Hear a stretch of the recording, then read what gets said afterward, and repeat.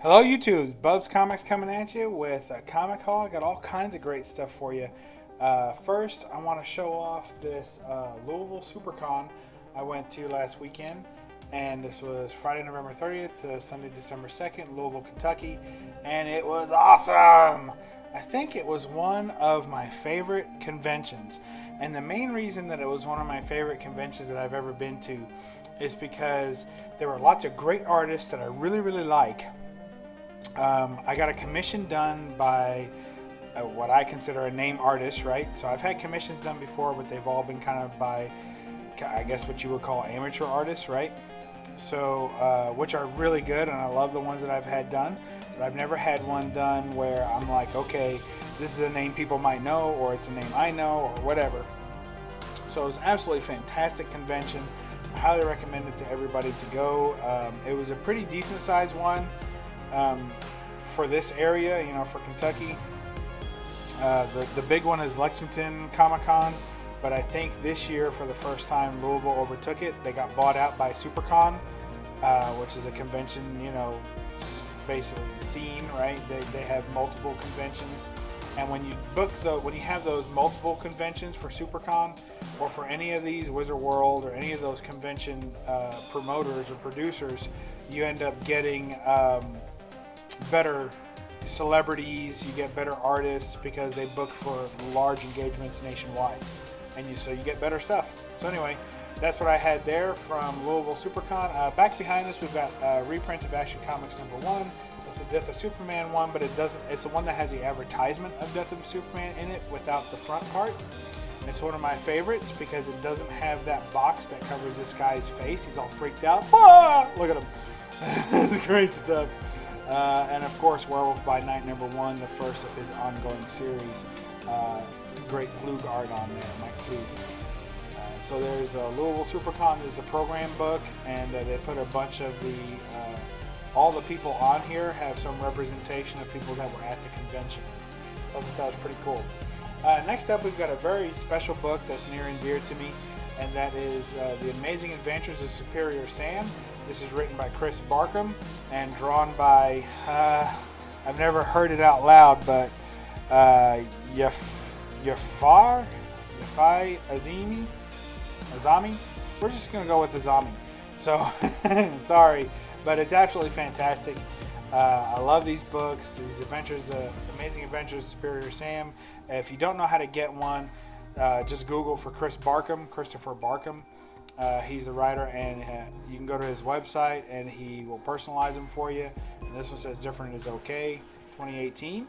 And then he also sent me the gold edition. Boom! There you go. It says to Bub's Comics, Different is Okay, and it's signed by Chris Barkham, and he signed it gold edition. Yeah, that's rare right there. Might send that off to CGC, baby. They didn't witness the signature, so maybe it won't count. Here's a book that I have been hunting for some time, and I didn't want to pay too much for it, and I've almost paid too much for it several times. But really, when you love a book, is any price too much? The answer is yes. So, but here is my first L.B. Cole book. It's called 3D Exotic Beauties. So the story with this book is, I think it's from the early 90s. L.B. Cole stopped doing books. He stopped drawing for comics after the Comics Code came into being. He just basically said, well, forget it. I'm done. I'm not doing any of this stuff. You guys can have it. Do it without me. Because he wasn't going to be restricted by the Comics Code. He was done. So he, and I'm sure other artists, just checked out at that time. So this book marks his return to drawing comics like 35 years later. So really glad that he did. I love this book. This is a book that when I first saw it, I literally had dreams about this book. In the middle of the night, I'd wake up and I'd be thinking, I gotta get that book. Like I've had that issue with a couple of books, but this one, I literally had dreams of this. I absolutely love it. I love 3D books. I love novelty books. And I would call this a novelty book, but I would also call it an L.B. Cole cover. And you just love, L.B. Cole has these swerves, and the way that he does flowing, he has very, very distinctive styles. And it's funny because they're not always the same in every book, but if you learn, he has like 3 or 4 styles that are very distinctive to him, and one of them are these no wasted space. He doesn't like, if you can find a gap in this, there's one between the letters, and maybe there's one over here by the little, magic urn or whatever. But for the most part, this book is completely covered with illustration, which is a hallmark of one of his books. It's just absolutely fantastic. So one of his telltales is, first, he writes LB Cole on most of his books, and it's absolutely beautiful. Takes up all the space, and he always has this nice form to it. It's just beautiful. Another thing is that he'll do some really stark, just primary colors, and it's just beautiful and pop. Another one is kind of his psychedelic look. This one to me is closer to the psychedelic look, but really it's just absolutely beautiful, and I love the way he draws women. He's good with the form of them without making them look like ridiculous. They look actually real. So I really, really enjoy his artwork. Glad to finally own a piece of his artwork, and it's a treasured piece in my collection. I wanted to get a good copy of it. This one had glasses intact, has the 3D glasses intact, so pretty cool cover there. Another one I picked up at the con was, I picked this up on mycomicshop.com actually, and I've been looking to buy it on eBay for like 25 bucks. I just didn't want to spend that much. Even argued with the seller down to like 23, and he wouldn't go any lower. I was like, I'm done. So I'm glad to have picked that up for I think $6. Here's Marvel Age number 12. This is one of the first appearances of the black costume. I spoke to Jim Shooter. He signed it for me at the convention. So I'm going to show this real quick. And if you've seen the No Faces comic chat recently, I've already told this story, so you can fast forward the next, hopefully not more than 2 minutes. But basically this has what people would consider the first prototype of the black suit. As you see there, it's black and red. And then as you see here as well, he has several pictures of it. Let's see if I can get to it. There you go. That's the most famous one. You see how it's black and red. So, but other than the red, it's pretty much faithful to what you would expect it to be. Well, I talked to Jim about it, and I asked him, I said, so what's the story on that? And he told me a couple of stories actually, but the one I'll share today is that about that costume. And he said, well, what it is, he said, honestly, it was my mistake. He said, I had set it up to, I told Mike Zeck that all I wanted was a black costume. So I didn't tell him exactly how I wanted it or what I wanted it to be. I just told him black costume. And he had actually got that from a fan submission. Someone had submitted a story to him. He said the whole story was pretty much garbage. Not in a bad way. He wasn't putting the kid down or whatever. Just saying that it wasn't anything he was going to use. But when he read that black costume for Spider-Man, he said, you know what, there's something there. So he contacted the person who had submitted that as a fan submission, and he offered the fan $500 for the use of that story, and the only thing he intended to use out of it was that it had Spider-Man in a new black costume. So he gave that to Mike Zeck, and the writers took it from there, and he did too, and they all worked with the concept of putting Spider-Man in a black costume. Well, when Marvel Age came out, when I had heard this red and black story before about Marvel Age, I'd always heard that it was a prototype and that they hadn't completely finished up the mock-up on it or the workup on it, so they didn't know what color it was going to be, and they ended up going with white at the last minute. Well, that's completely false. What really happened was, according to Jim Shooter, was that they were that it was black and white, and basically when it got to the colorist, and he's not going to knock the colorist in this book, but when it got to the colorist for this edition of Marvel Age, the colorist didn't get the memo. So what they did on the drawing for the book was that they left all the parts that were in white as negative space, so basically there was nothing there. So it was drawn on white paper, so they didn't draw white in there, they just left it blank. And when the colorist saw that, he didn't get the memo that it was going to be a black and white costume, so he just assumed that he was supposed to put color in everywhere that there was negative space on the costume. And so he chose red because he figured, well, Spider-Man's red and blue, so I guess now you're just going to make him red and black. So the colorist put red everywhere. So that's how this red and black suit came to be in this book. But actually, it is a publishing mistake that they allowed the red to get through in editing, and that's why Jim Shooter blames himself, because he was editor-in-chief at this time, and he looked through this book and he didn't notice that it was red and black, and he just let it go. So there you go. That's a little Jim Shooter story, Marvel Age number 12. I already had it, but now I have it signed by Jim Shooter, which is pretty cool. Let's switch gears to a modern book. Here we have Ian Fleming's James Bond 007 number 1. I was a little worried when they were doing the James Bond origin story that they were going to continue with a young kid as James Bond and never really give us another James Bond book. But they did. And where most of the James Bond books will just say James Bond, and then it'll say Ian Fleming's, the ones that Dynamite's doing, they'll say Ian Fleming's James Bond, and then they'll have a subtitle for whatever the story is, the story arc, and they run about 6 or 7 issues. But this one is James Bond, and the story arc, I guess, is just 007. So it's pretty cool. Looks like they're going to start an actual volume of James Bond books and just mix up story arcs. So I'm good with that. I hope that they keep it going. As far as collecting back issues, it's very easy to collect the other James Bond sets. You can get them in trades. Probably the cheapest way to get them.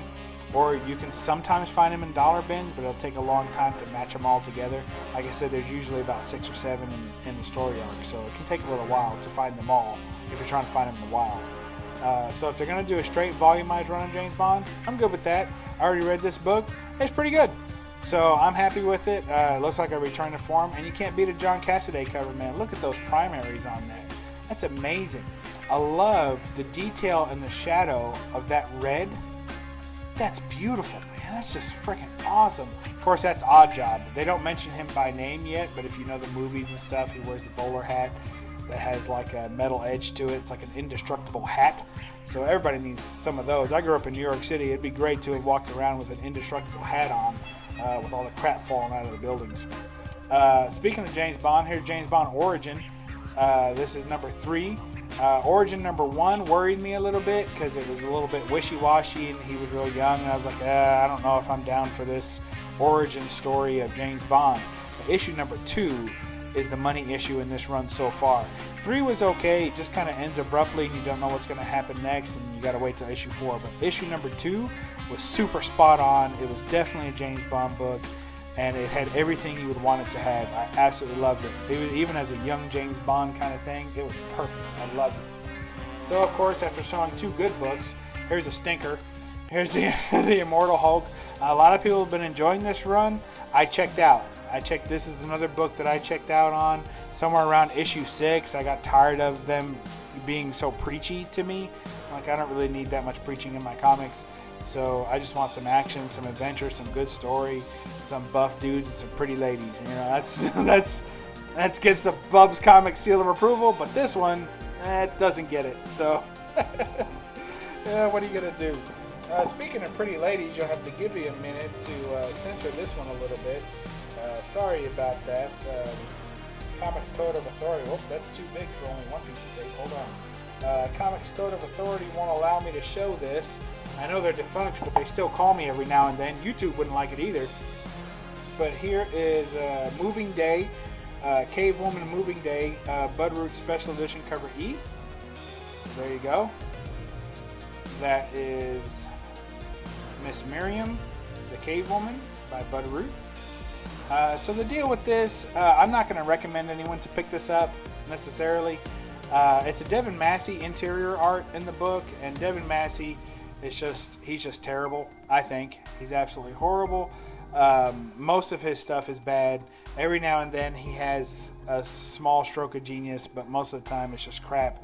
So I just get these for the Bud Root art on the cover, and they get a little pricey. They're 12, 13 bucks. If you wait a little bit, you may not be able to get them because they're such low print runs. This one is one of 450 copies.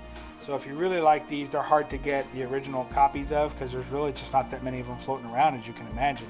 It's so funny to me, people go crazy about these supposed low print runs of Marvel and DC books. I'm like, really? Try collecting an entire run of something that only had 450 copies at all made, at all. So I try and get them on pre-order just to make sure I get at least one and then go from there. So that's where that book came from. I'll show you this one too. Here's one that I already had. It's number 4, Hulk number 4, and it's signed by Ed McGuinness. It says to BUB'S Comics, signed by Ed McGuinness. Met him at the convention. Wasn't a real personable guy. I got lots of things signed by him, but he just seemed real distracted. It was so funny because he was the last artist that I met that day, and everybody else was super awesome and super cool and older, and was real friendly and talked to you and really wanted to engage in conversation.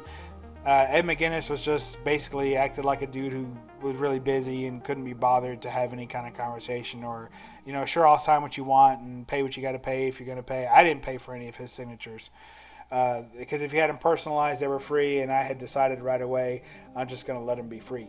So I wasn't going to pay him any money. So anyway, that's pretty much what I've got for today. I'll end with that. So thank you all for checking this video out. I know that they're a little bit longer. Last couple have been pretty long, but that's just how it's going to be every now and then.